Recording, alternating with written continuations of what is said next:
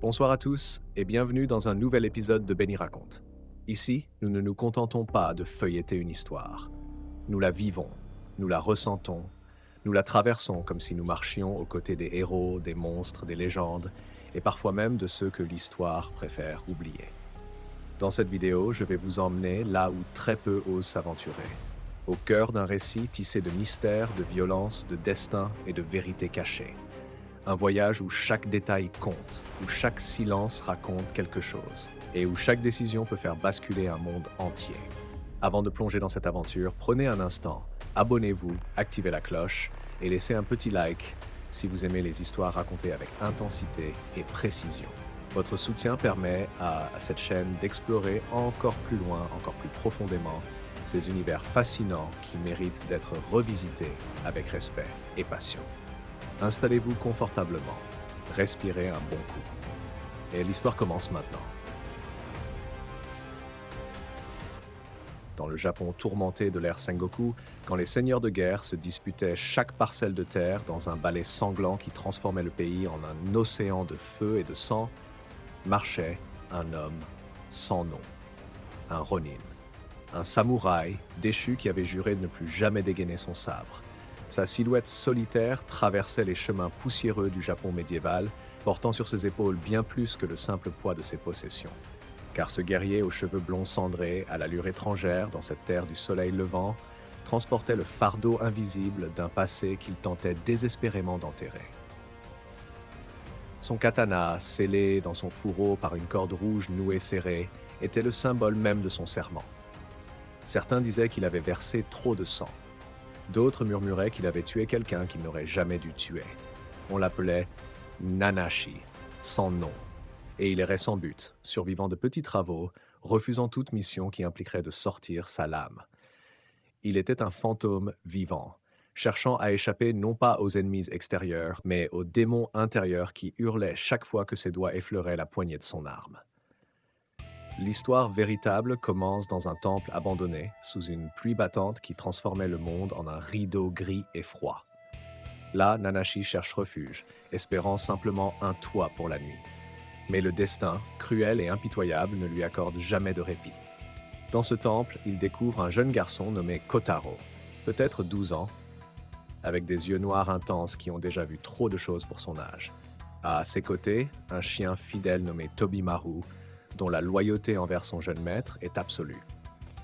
Mais ce ne sont pas de simples voyageurs. Kotaro et son protecteur, un moine bouddhiste nommé Shuan, sont en fuite.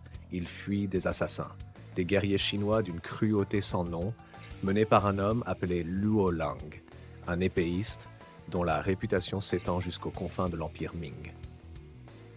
Ces hommes ne sont pas de simples mercenaires. Ils sont en mission pour leur empereur, et cette mission exige le sang de Kotaro.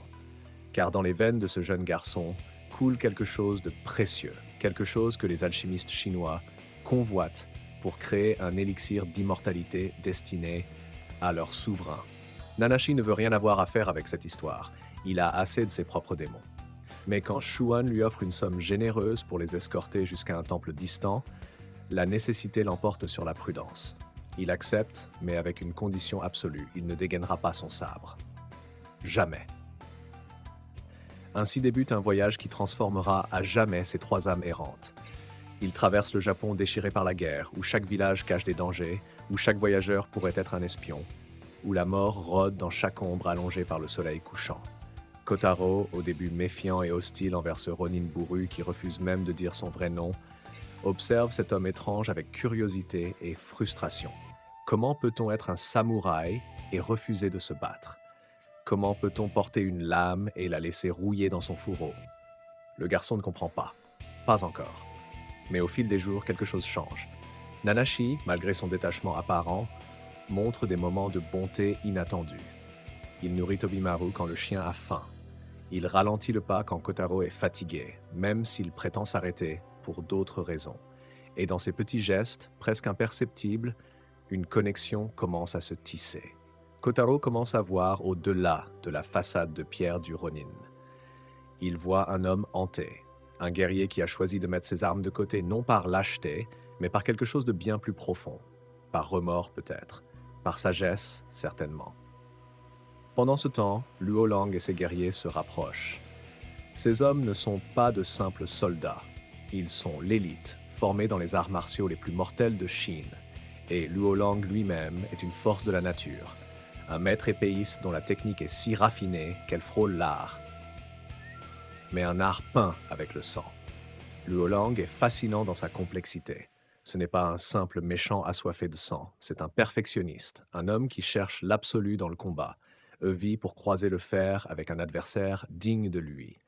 Et dans ce Japon étranger, il espère trouver ce qu'il cherche, un duel qui pourrait donner un sens à son existence de guerrier. Les escarmouches commencent. D'abord avec des bandits locaux que le groupe rencontre sur la route. Nanashi les neutralise sans dégainer, utilisant simplement le fourreau de son katana comme massue. Ses mouvements sont fluides, précis, presque dansants. Chaque geste trahit des années de formation intensive, une maîtrise du corps qui ne s'oublie jamais, même quand l'âme veut oublier. Puis viennent les premiers affrontements avec les hommes de Luo Lang, des combats violents, désespérés. Shuan, malgré son statut de moine, révèle des talents cachés au combat, mais ils sont surpassés en nombre et en habileté. À chaque fois, Nanashi refuse de dégainer, mettant sa vie en danger, acceptant les blessures plutôt que de briser son serment. Dans les moments calmes entre les batailles, autour des feux de camp sous les étoiles indifférentes, des fragments du passé de Nanashi émergent. Shuan, observateur et sage, commence à comprendre. Ce Ronin n'est pas japonais, ou du moins pas entièrement. Il y a du sang étranger en lui, peut-être chinois, peut-être d'ailleurs, et ce sang a fait de lui un paria. On devine qu'autrefois, Nanashi était un guerrier au service d'un seigneur, un guerrier redoutable, craint sur les champs de bataille. Mais quelque chose s'est produit, une mission qui a mal tourné, des ordres qu'il a suivis et qu'il aurait dû questionner, et du sang innocent versé par sa lame. Depuis ce jour, il s'est juré de ne plus jamais tuer. Son katana scellé est le symbole de ce serment, mais aussi sa prison. Car à chaque combat où il refuse de dégainer, il risque sa vie. Et pourtant, il préfère mourir plutôt que de redevenir l'homme qu'il était. Une machine à tuer sans âme. Kotaro, en entendant ces bribes d'histoire, commence à comprendre. La force véritable n'est pas dans la capacité à tuer, mais dans la capacité à choisir de ne pas le faire. Le courage n'est pas l'absence de peur, mais l'action malgré la peur. Et Nanashi, ce Ronin silencieux qui refuse de combattre vraiment, est peut-être l'homme le plus courageux que le garçon ait jamais rencontré. Mais le destin est implacable. Les ennemis se multiplient. Non seulement les guerriers chinois de Luo Lang les traquent, mais des seigneurs japonais locaux, alliés aux Chinois par intérêt politique et promesses de richesse, se joignent à la chasse. Le groupe est acculé. Shuan est grièvement blessé dans une embuscade. Le sang coule sur sa robe de moine, teignant le tissu sacré d'un rouge profane. Kotaro pleure, serrant Tobimaru contre lui, réalisant que tous ceux qui essaient de le protéger finissent par souffrir. Et c'est dans ce moment de désespoir total que tout bascule. Les guerriers ennemis encerclent Nanashi et Kotaro dans les ruines d'un ancien fort. Il n'y a plus d'échappatoire. Plus d'options. Seulement la mort qui approche, inexorable sous la forme d'une douzaine de lames assoiffées de sang. Kotaro regarde Nanashi, les yeux pleins de larmes et de compréhension. « S'il te plaît, murmure-t-il, tu n'as pas à mourir pour moi. Pas comme ça. » Dans ce moment suspendu entre la vie et la mort, Nanashi ferme les yeux. Il entend les voix du passé, les cris de ceux qu'il a tués, les ordres de ses anciens maîtres, l'écho métallique de son sabre tranchant chair et os. Il a passé tant d'années à fuir ses souvenirs, à sceller sa lame pour sceller son passé. Mais parfois, le passé n'est pas quelque chose dont on peut s'échapper. Parfois, on doit le confronter, l'accepter et choisir consciemment qui l'on veut être, malgré lui. Ses doigts tremblent alors qu'ils atteignent la corde rouge nouée autour de son fourreau. Un geste simple, mais qui pèse le poids de 1000 vies. La corde tombe, serpentant jusqu'au sol poussiéreux, et Nanashi dégaine. Le son est comme un chant, le sifflement de l'acier quittant le bois, un son qu'il n'a pas entendu depuis des années. Sa lame brille sous le soleil déclinant, reflétant 1000 nuances de lumière mourante. Ce qui suit est moins un combat qu'une démonstration de pure maîtrise. Nanashi bouge comme l'eau, comme le vent, comme quelque chose qui transcende la simple humanité. Ses coups sont précis, économiques, d'une beauté terrible. Il ne tue pas par colère ou par plaisir, mais par nécessité, avec une tristesse gravée dans chaque mouvement. Les ennemis tombent.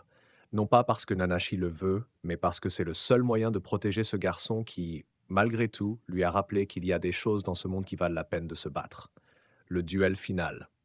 Mais le véritable défi approche. Luo Lang, qui a observé le combat de loin, sourit pour la première fois depuis longtemps. Enfin. Enfin, il a trouvé ce qu'il cherchait, un adversaire digne de sa lame. Le duel qui s'ensuit dans les ruines enneigées du fort est légendaire. Deux maîtres épéistes, deux philosophies de combat, deux hommes qui ont consacré leur vie à l'art de la guerre. Leurs lames se croisent dans une symphonie de métal, étincellent comme des étoiles éphémères dans l'air glacial. Luo Lang combat avec joie, avec extase presque. Chaque échange le rapproche de ce moment de perfection absolue qu'il recherche. Nanashi, lui, combat avec tristesse, sachant que chaque coup qu'il porte le ramène vers l'homme qu'il avait juré de ne plus être. Le combat est d'une intensité déchirante. Ils sont égaux, ou presque. Deux faces d'une même pièce, l'un qui embrasse ce qu'il est, l'autre qui le fuit. Finalement, dans un échange final d'une vitesse aveuglante, c'est Nanashi qui triomphe. Non pas parce qu'il est meilleur guerrier, mais parce qu'il a quelque chose que Luo Lang n'a jamais eu, une raison de survivre au-delà du prochain duel. Luo Lang tombe, un sourire satisfait sur les lèvres. Il a enfin trouvé son duel parfait. Il peut mourir en paix. Dans les jours qui suivent, alors que Shuan se remet lentement de ses blessures, le groupe complète son voyage vers le temple sûr. Kotaro observe Nanashi avec des yeux nouveaux. Le Ronin a de nouveau scellé sa lame avec la corde rouge, mais quelque chose a changé.